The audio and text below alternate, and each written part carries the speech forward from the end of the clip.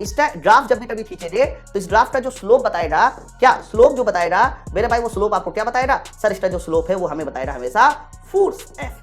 तो ये वाला जो ग्राफ हो जाएगा वो यूनिफॉर्म क्या बन जाएगा, एक्सेलरेशन का बन जाएगा, क्योंकि एक्सेलरेशन इसमें कांस्टेंट है। सर एक्सेलरेशन टाइम ग्राफ आपने खींचा, ये यूनिफॉर्म एक्सेलरेशन। तो मैं आपसे पूछ सकता हूं इन तीनों ग्राफ की बताओ किस ग्राफ का जो त्वरण होगा, एक्सेलरेशन होगा वो ज्यादा होगा, किस ग्राफ का एक्सेलरेशन कम होगा। अगर नीचे से ऊपर की ओर जा रहा है, पहले वैल्यू धीरे धीरे बाद में तेज बढ़ रही है, तो वाई समानुपाती क्या होगा, एच स्क्वायर होगा। आप लोग ये सामने क्वेश्चन देख पा रहे हैं, ये सवाल ग्राफ का क्वेश्चन है और पूरे फिजिक्स में अगर आपको ग्राफ नहीं आता इसका मतलब आपकी फिजिक्स अधूरी है। और ये सवाल 12 दिसंबर की शिफ्ट में पूछा गया क्वेश्चन है जो कि ड्यूटी परीक्षा में आया है।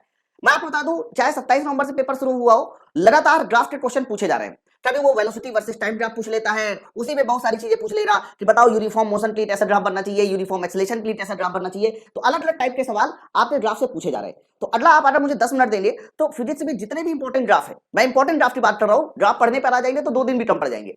तो जितने भी इंपॉर्टेंट ग्राफ है जो आपके ड्यूटी परीक्षा में पूछे जा रहे हैं और आगे पूछे जा सकते हैं, वो सारे में सारे ग्राफ मैं आपको अगले 10 मिनट में समझा दूंगा, और ऐसा समझा दूंगा कि जीवन में आप लोग उस ग्राफ को नहीं भूल पाएंगे। ठीक है, तो चलो फिर वीडियो की शुरुआत करते हैं। पहले तो आप समझ लीजिए कि इसमें किस तरह के सवाल पूछे जा रहे हैं, इसी में वेरिएशन बनते हैं और इसी में आपको समझना होता है कि कब सवाल का आंसर देना है कब नहीं देना। ओके, तो बच्चों सबसे पहले तो मैं एक दो चीजें आपको बता देना चाहता हूं जो कि बड़ी इंपॉर्टेंट है कि जब भी कभी हम लोग कोई भी ग्राफ खींचते हैं तो वो ग्राफ हमेशा एक्स एक्सिस और वाई एक्सिस के बीच होता है। मतलब ये चीज हमारी वाई एक्सिस होगी और ये चीज हमारी कौन सी एक्सिस होगी, एक्स एक्सिस होगी।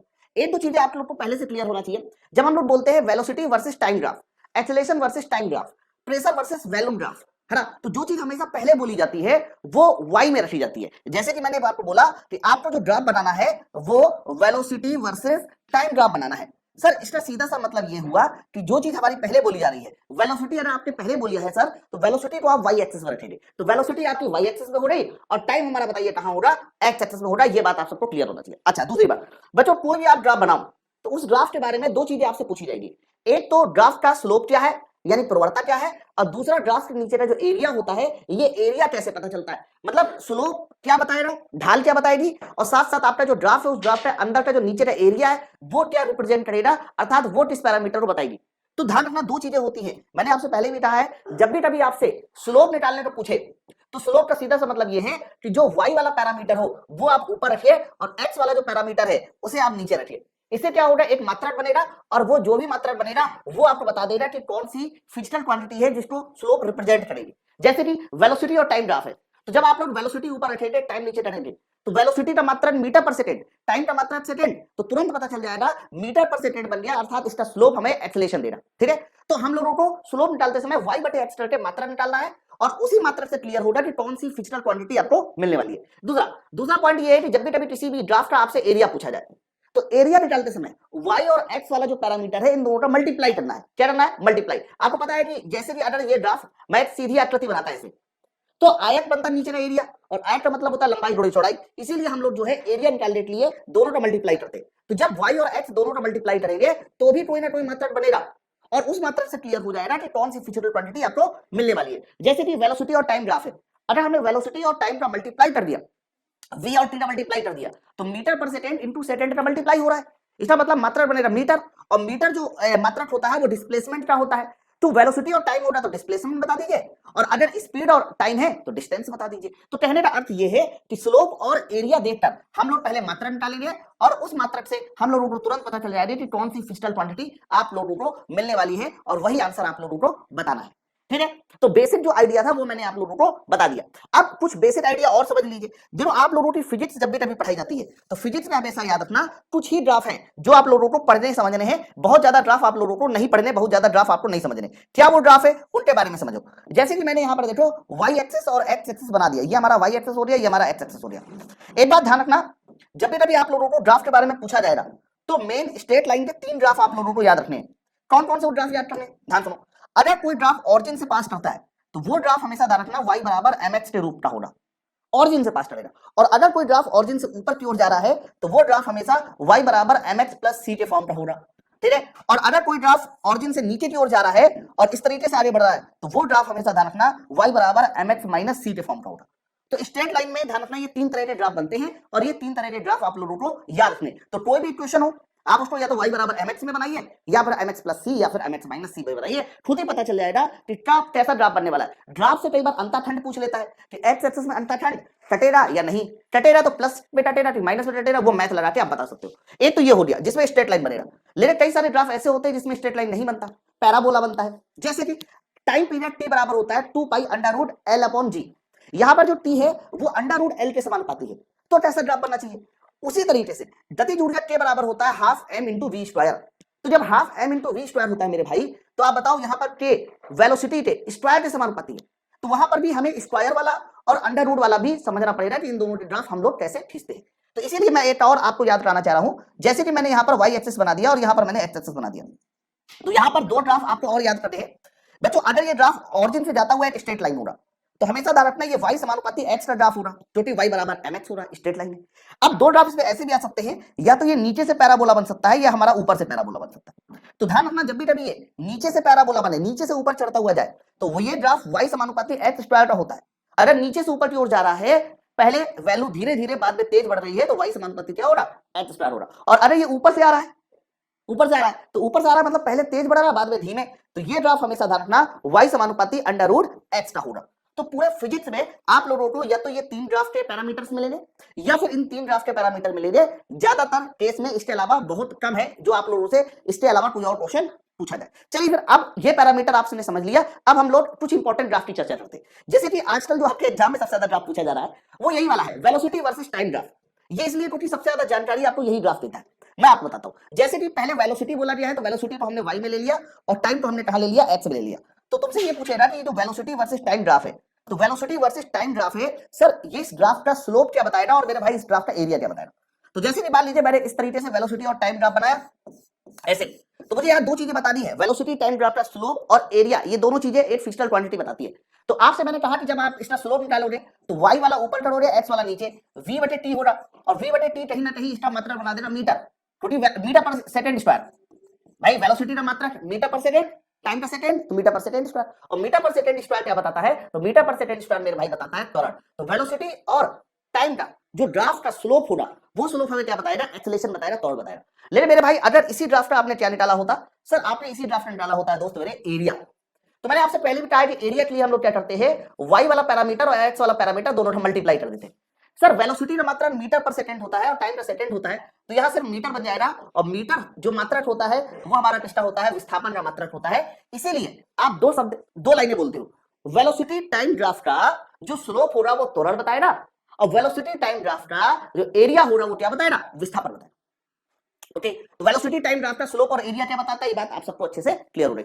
अब यहां पर एक और बहुत इंपॉर्टेंट बात है, वो इंपॉर्टेंट बात को भी आपको समझना है मेरे भाई। जैसे कि अगर मैं दोबारा से वेलोसिटी और टाइम ग्राफ पूछूं और मैं आपसे कह दूं कि मुझे दो तरह के ग्राफ बनाते दिखाइए, जैसे कि मैंने आपसे मान लीजिए पहला जो ग्राफ है वो इस तरीके से बना दिया कि ये एक ऐसा ग्राफ है, और दूसरा ग्राफ मैंने ऐसे बना दिया, तो आपको इन दोनों ग्राफ को मोशन के पदों में नाम देना है कि ये कौन सा मोशन बताता है।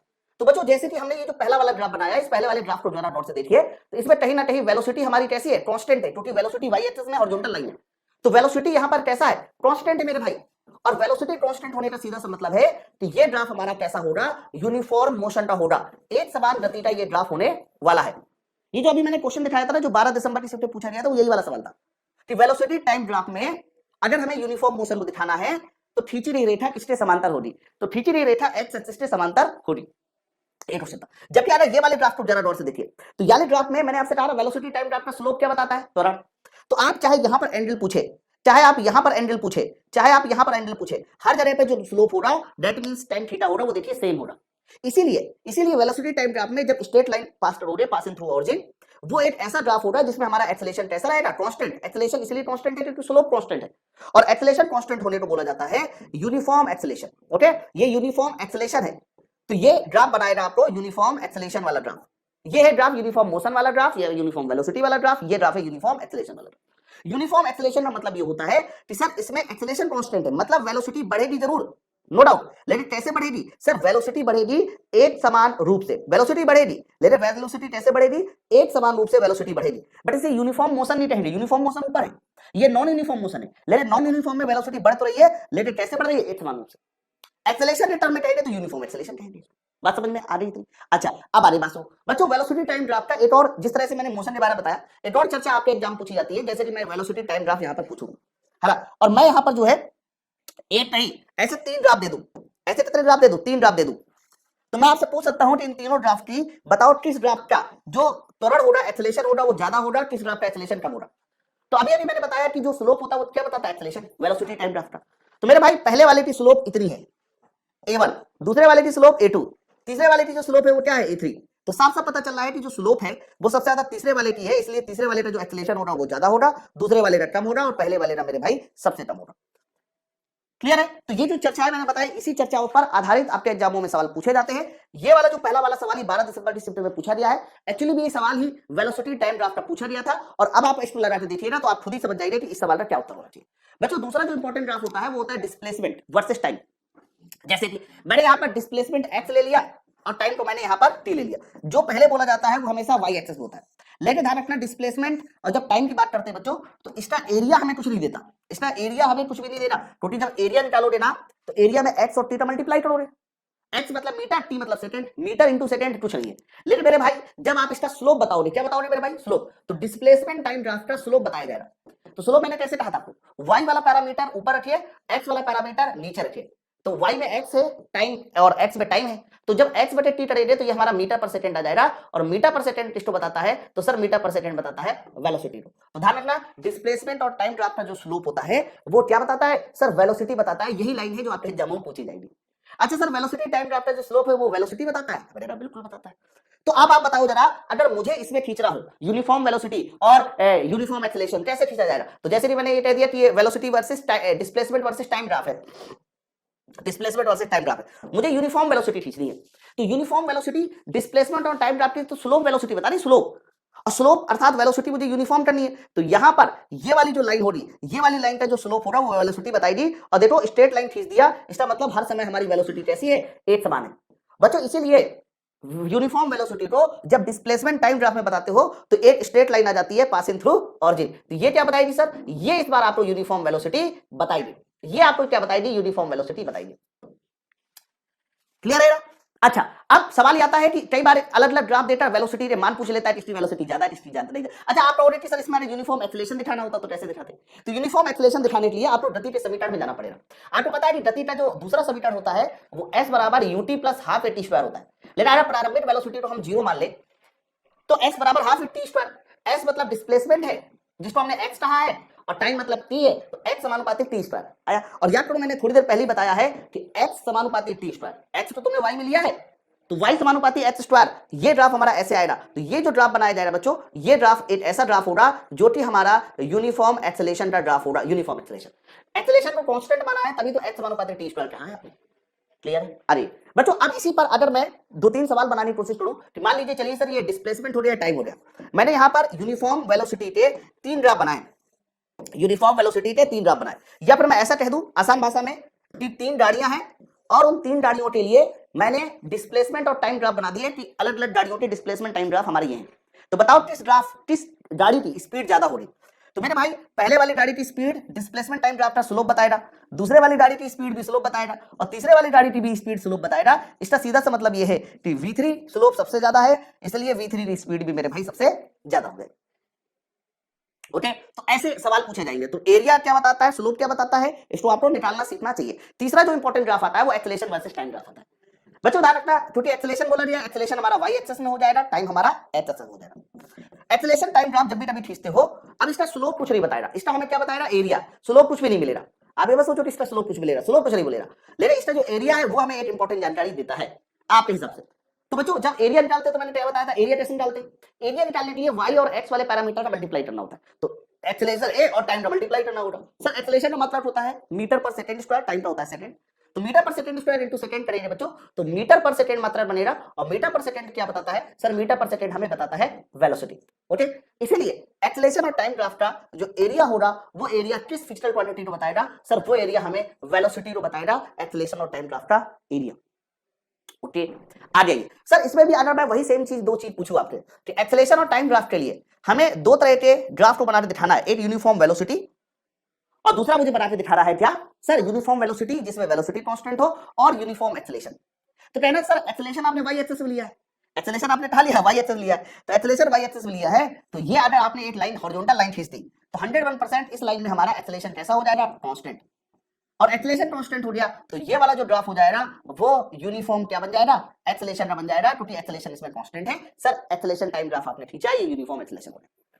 लेकिन अगर मैं यूनिफॉर्म वेलोसिटी पूछूं तो आप लोग 5 सेकंड का पॉज लीजिए, वीडियो को रोकिए और 5 सेकंड में सोचिए कि अरे एक्सेलरेशन टाइम ग्राफ का मुझे यूनिफॉर्म वेलोसिटी वाला ग्राफ बनाना है तो कैसे बनेगा, कैसे बनेगा। 1 2 3 4 5 टाइम हो रहा। फिर देखिए तो हमें अगला ग्राफ क्या बनाना है, सर अगला ग्राफ इस पे बनाना है यूनिफॉर्म मोशन का।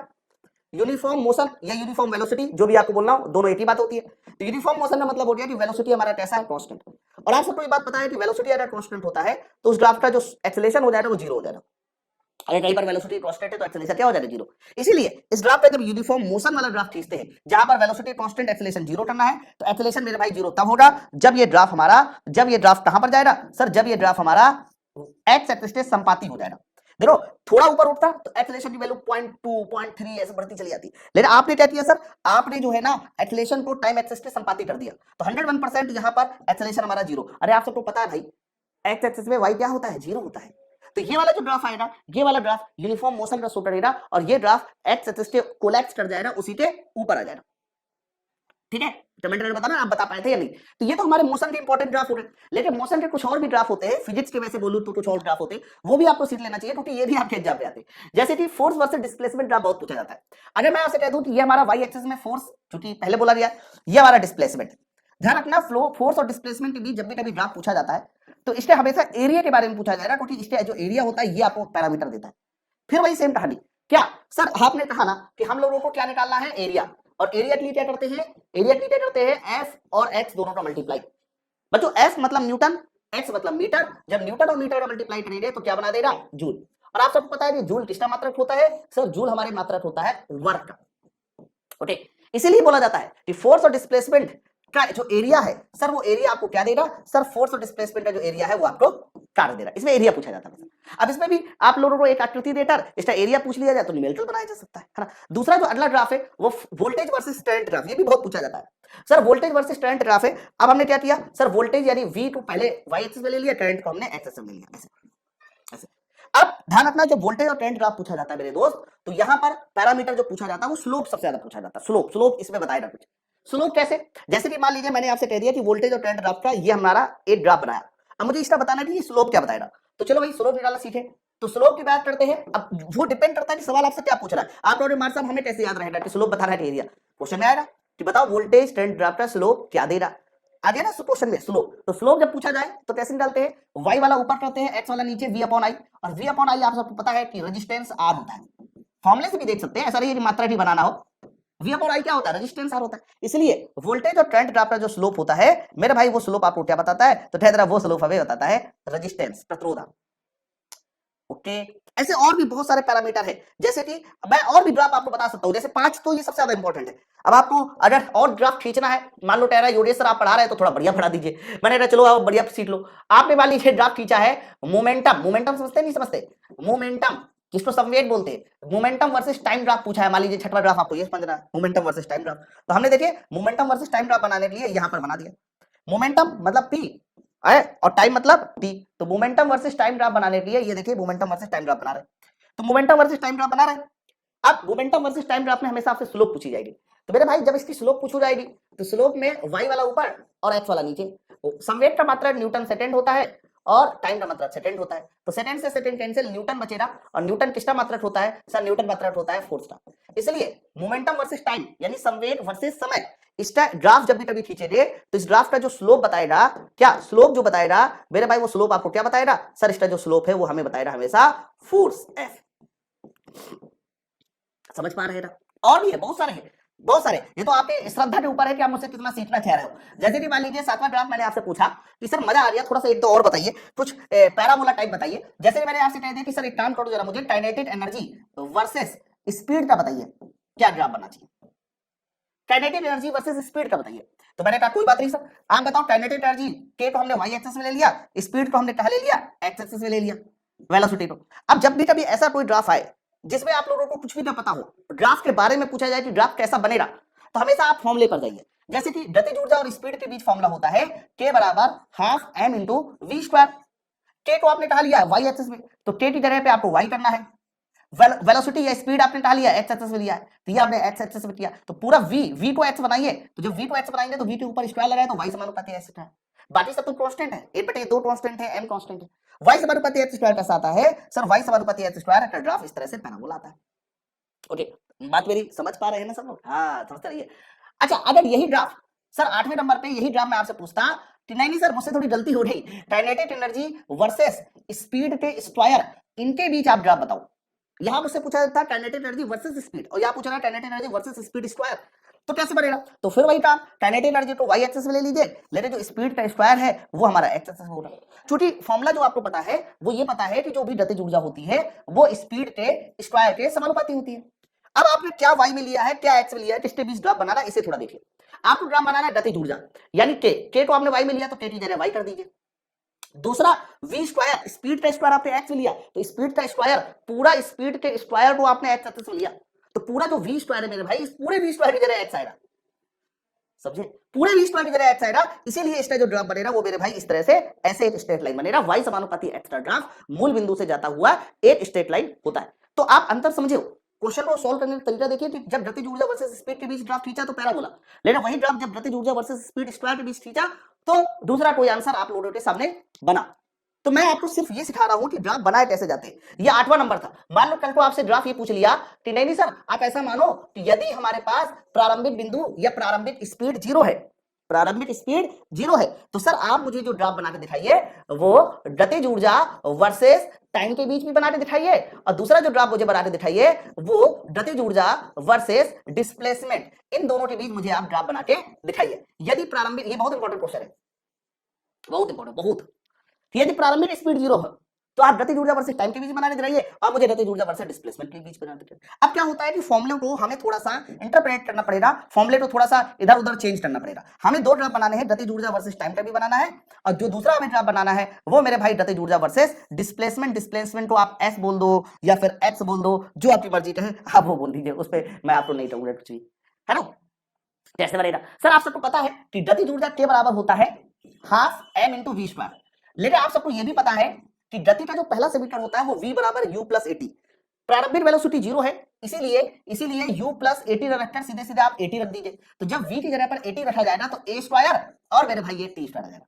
चूंकि आपसे जो ग्राफ पूछ रहा है वो पूछ रहा है गतिज ऊर्जा और टी स्क्वायर के बीच, तो गतिज ऊर्जा और टी स्क्वायर के बीच संबंध आ गया k समानुपाती टी स्क्वायर। अब तो इतना सीख गया हो डेटा, हमें गतिज ऊर्जा k और t के बीच ग्राफ पूछ रहा है, संबंध आ गया k समानुपाती टी स्क्वायर, इसीलिए ये ग्राफ हमारा इस तरीके से ऐसे जाएगा, ऐसे। इतना तो आप सीख जाओगे। अब अगला है गतिज ऊर्जा वर्सेस डिस्प्लेसमेंट के बीच पूछ रहा है, तो आप सीधा सीधा कहोगे सर गति का जो तीसरा समीकरण होता है v स्क्वायर बराबर होता है u स्क्वायर प्लस 2as, लेकिन चूंकि प्रारंभिक वेलोसिटी 0 है इसलिए v स्क्वायर बराबर सिर्फ 2ax कीजिए। अब आपको पता है कि गतिज ऊर्जा कहीं ना कहीं सर v स्क्वायर के समानुपाती है, पूरा का पूरा v स्क्वायर की वैल्यू आप यहां से उठा के रख दीजिए, और जैसी वैल्यू रखेंगे तो गतिज ऊर्जा देखिए x के समानुपाती आ गई, और गतिज ऊर्जा का विस्थापन के समानुपाती आ गई, तो डायरेक्ट इसका ग्राफ क्योंकि y समानुपाती x का रूल लग रहा है यहां देखो, और y समानुपाती x का रूल कुछ इस तरह से हमें स्ट्रेट लाइन दे देगा। ये 9वां नंबर था। तो पूरा फिजिक्स ग्राफ पर आधारित होता है। अगर आप चाहो तो मुझसे बहुत अच्छा ग्राफ सीख सकते हो, कोई भी ग्राफ हो एक्स वाई जेड। अभी आप जब थर्मल वाले चैप्टर में जाते हैं तो बहुत सारे ग्राफ खींचे जाते हैं कि बताओ अगर हमने एक्स एक्सिस में फ़ारेनहाइट को ले लिया, वाई एक्सिस में सेंटीग्रेड को ले लिया, तो बताओ इनके बीच कैसा ग्राफ बनना चाहिए, ये पूछ लेना। तो कुछ करना थोड़ी ना होता है इनमें, आपको सिर्फ फॉर्मूले पे देखना होता है कि फॉर्मूला कौन सा है। अब जैसे आप सबको पता है कि c/5 equal to f minus 32/9 होता है, ये तो पता ही है ना। किसको कहां लिया है ये इंपॉर्टेंट है, जब तक ये नहीं सीट होगी किसको कहां लिया तब तक सवाल सॉल्व नहीं हो रहा। तो मेरे भाई यहाँ पर सेंटीग्रेड को आपने लिया है y में, तो c की जगह y कर दीजिए, और फ़ारेनहाइट को लिया है आपने x में, ऐसे कर दीजिए। तो आप मुझे बताओ यहाँ से y बराबर क्या आ जाएगा सर? y बराबर आ जाएगा 5x/9, ऐसे माइनस का 160/9। ये y बराबर mx माइनस c का रूप है, देख लीजिए y बराबर mx माइनस c का रूप है, और y बराबर mx माइनस c का ग्राफ ऐसे पूछा था, y बराबर mx है, y बराबर mx प्लस c ऊपर पूछ लेना कि बताओ ऐसे ग्राफ में x एक्सिस में कैसा अंतःखंड कटेगा, y एक्सिस में कैसा अंतःखंड कटेगा, ऐसे सवाल पूछ लेता है। तो x एक्सिस में देखिए हमारा जो अंतःखंड कट रहा है वो प्लस में कट रहा है, और y एक्सिस में जो अंतःखंड कट रहा है वो हमारा माइनस में कट रहा है। आप खुद अब ट्राई कीजिए, कॉपी में बना के देखिएगा, यहां सेंटीग्रेड लीजिएगा, यहां केल्विन लीजिएगा, यहाँ केल्विन लीजिएगा, यहाँ सेंटीग्रेड, यहाँ फ़ारेनहाइट, यहाँ सेंटीग्रेड, ऐसे बना के देखिए, बड़ा मजा आएगा। मतलब आप ड्राफ्ट के शहंशाह बन जाएंगे। ड्राफ्ट क्या बन जाएंगे, शहंशाह बन जाएंगे। तो बहुत सारी चीजें मैंने हो सकता है कि आपको ये ड्राफ्ट में सिखाई है और आपको लगता है कि आपने पहली बार इन सब चीजों को सीखा है। तो मैं आपको बता दूं, मेरा एक साइंस का बैच चलता है, सिर्फ 499 रुपए का बैच है, माई पाठशाला एप्लीकेशन पे चलता है। और विश्वास मानिए ऐसा बैच है साइंस का जिसमें आप लोग ऐसा साइंस पढ़ लोगे कि सिर्फ 80 बार साइंस पढ़ना है, फिर रेलवे हो या फिर बिहार हो, कोई भी एग्जाम आप दोगे, हर एग्जाम में आपका ये साइंस बहुत काम आने वाला है। चाहे एग्जाम में आने वाले क्वेश्चन लो लेवल के हो या फिर हाई लेवल के हो, बार बार साइंस मुझसे नहीं पढ़ोगे, 80 बार पढ़ोगे। तो माई पाठशाला एप्लीकेशन को डाउनलोड करके जो सामने मैं नंबर लिख रहा हूं उस नंबर पर कॉल करके आप मेरे साइंस स्पेशल बैच को पढ़ सकते हो, चाहे फिजिक्स हो, केमिस्ट्री हो, बायोलॉजी हो, A1 क्वालिटी का मिलेगा। और ऐसा कंटेंट कि जिसमें आप लोग खुद समझ पाओगे कि इस सवाल का आंसर मुझे कैसे देना है। ठीक है, कैसा लगा वीडियो नीचे कमेंट सेक्शन में जरूर बताइएगा। तब तक के लिए थैंक यू वेरी मच।